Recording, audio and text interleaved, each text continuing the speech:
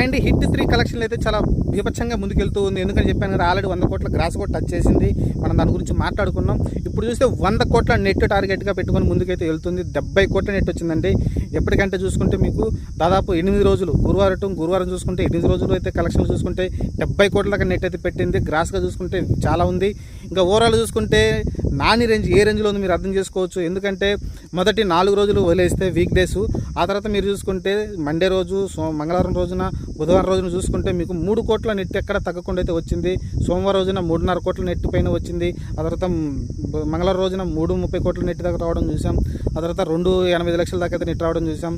ఇలా ఓవరాల్ చూసుకుంటే మీకు వీక్ డేస్లో కూడా ఒక స్టార్ హీరోకి ఎంత కలెక్షన్లు వస్తాయో, ఇప్పుడు మనం స్టార్ హీరో అనకూడదు, ఆల్రెడీ మనం పేరు ఇచ్చేసాం కాబట్టి ఆయన సూపర్ స్టార్ రేంజ్కి వెళ్ళిపోయాడు.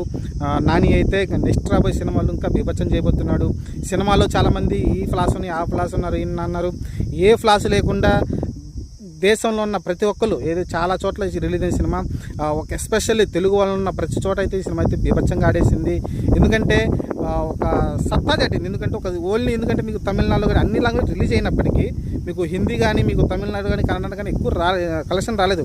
ఎక్కడైతే బెంగళూరు సిటీస్, చెన్నై సిటీస్, ఢిల్లీ, ముంబై ఇలాంటి సిటీస్లో తెలుగు వాళ్ళు ఎక్కువ ఉన్నారు.